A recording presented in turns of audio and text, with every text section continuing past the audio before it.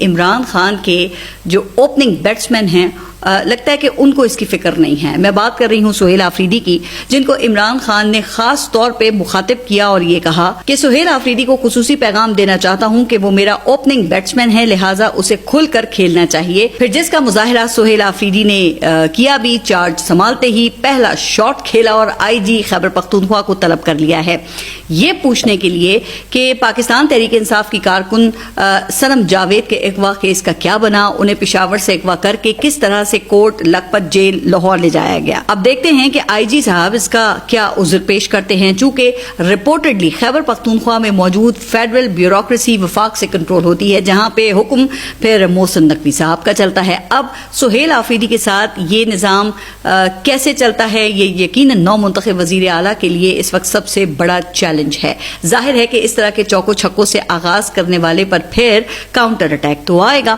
ویسے بھی چوکے چھکے کھانے کے بعد بولر جو ہے وہ اکثر باؤنسر کرتے ہیں، اور ایسے باؤنسرز کے لیے پھر سہیل آفریدی کو بھی ذہنی طور پہ تیار رہنا ہوگا. ویسے وہ خود بھی یہ کہہ چکے ہیں نا کہ میں عمران خان کے لیے قربانی دینے کے لیے ہر وقت تیار ہوں. پھر عمران خان نے بھی انہیں اپنا اوپننگ بیٹر قرار دیا ہے، جس کا مطلب یہ ہے کہ وہ پھر لمبی گیم کے لیے تیار ہیں، چونکہ اوپنر کے بعد بھی پھر پیچھے وہ باقی 10 کھلاڑی ہوتے ہیں. یہی وجہ ہے کہ عمران خان نے آتے ہی پہلا چھکا وہ گورنر خیبر پختونخوا فیصل کریم کنڈی کو لگایا. اور مزے کی بات یہ ہے کہ یہ چھکا گورنر فیصل کریم کنڈی کو اپنے ہوم گراؤنڈ پر ہی پڑا ہے. پہلے تو وہ حلف لینے سے انکاری تھے، پھر وہ ہوا کے گھوڑے پر سوار کراچی پہنچے تھے. لگتا ہے کہ کراچی والے بھی تماشا دیکھ رہے تھے، لیکن تماشا نہ ہوا. خیبر پختونخوا اسمبلی نے پھر عمران خان کی آواز پر لبیک کہا، اور آپ نے دیکھا کہ ان کا ایک ممبر بھی نہیں ٹوٹا. پھر عدالت نے بھی مہر لگا دی. تو پھر بلاول بھٹو کو یہ سمجھ آئی کہ بھائی جن کے اوپر تکیہ تھا وہی پتے ہوا دینے لگے. تو انہوں نے گورنر کنڈی کے پروں سے مٹی جھاڑ کر واپس انہیں پشاور روانہ کیا. اور سونے پہ سہاگا کہ جیسے ہی گورنر ہاؤس کی کنڈی کھلی، حلف برداری کی تقریب عمران خان کے جلسے میں بدل گئی، جس کی گرمی کی شدت سے پھر گورنر صاحب کی پیشانی پر پسینے چھوٹ گئے. اب آنکھوں دیکھا اور کانوں سنا حال تو گورنر صاحب خود ہی بتا سکتے ہیں.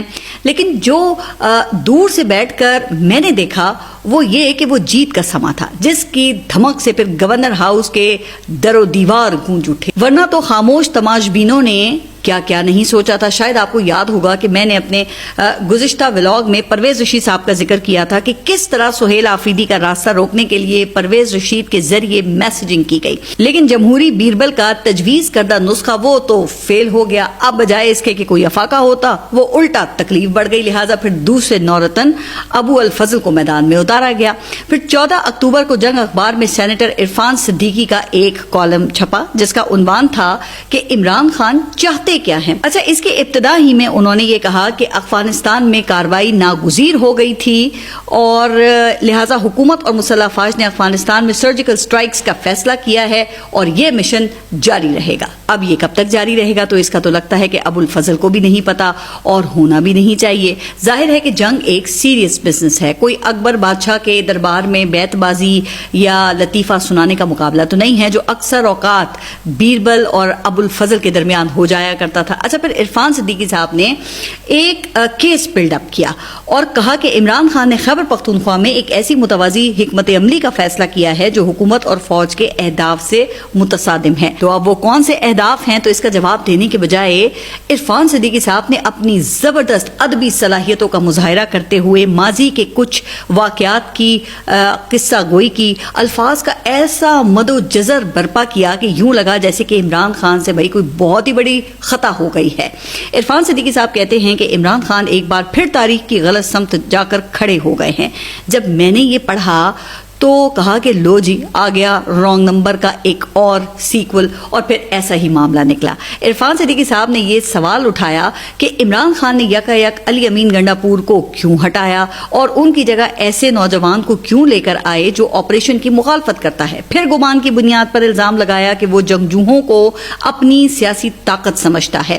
اب دو باتیں تو عرفان صدیقی صاحب کی درست ہیں کہ سہیل آفریدی ملٹری آپریشنز کے خلاف ہیں اور نوجوان بھی ہیں، لیکن یہ جنگجوؤں کو سیاسی طاقت سمجھنے والی بات وہ سمجھ نہیں آئی، کیونکہ منتخب ہونے کے بعد سہیل آفریدی نے اپنی جو پہلی تقریر ہے اس میں یہ کہا تھا کہ میں سب سے پہلے پاکستانی اور پھر پختون یا قبائلی ہوں، جبکہ حلف میں بھی وہ پاکستان کے مفادات کی تحفظ کی قسم کھا چکے ہیں۔ تو پھر سوچنے کی بات ہے نا کہ آخر ان الزامات کی وجہ کیا ہے۔ لیکن جب وہ گورنر ہاؤس میں حلف برداری کی تقریب ہوئی نا، تو عرفان صدیقی صاحب کا پھر سارا مسئلہ سمجھ میں آ گیا۔ مسئلہ یہ ہے کہ سہیل آفریدی نے ISF کے تجربے کی بنیاد پر اپنی پہلی تقریر میں یہ کہا تھا کہ میں احتجاج کرنا بہت اچھی طرح سے جانتا ہوں۔ پھر آپ نے یہ دیکھا کہ ان کی حلف برداری کی تقریب میں ISF فور فرنٹ پر موجود تھی، نظر آ رہی تھی نا۔ پھر سہیل آفریدی کے ساتھ ان کے تعلق کو دیکھ کر یہ بھی تاثر ملا کہ پاکستان تحریک انصاف کا اسٹوڈنٹ ونگ وہ متحرک ہو گیا ہے، اس لیے حکومت کو خطرہ ہے کہ کہیں اسٹوڈنٹس احتجاج نہ شروع کر دیں، جس سے خبردار کرنے کے لیے پھر عرفان صدیقی صاحب نے وارننگ شاٹ پھینکا، لیکن کندھا وہ DGISPR کا استعمال کیا۔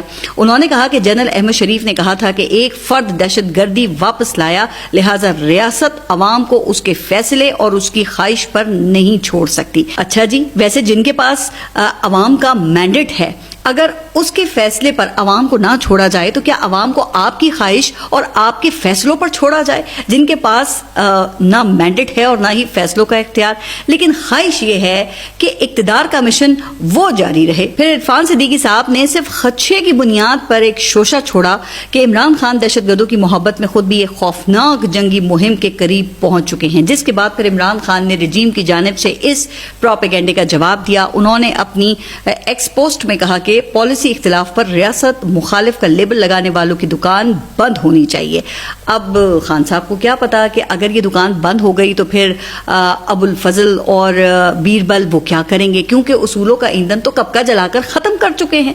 اب سیاسی وجود میں صرف قبولیت کا کرنٹ بچا ہے جو کسی بھی وقت ختم ہو سکتا ہے۔ بہرحال عمران خان نے اس بات کو واضح کیا کہ ہم DGISPR کو نہیں، خیبر پختونخوا کی عوام کو جواب دہ ہیں۔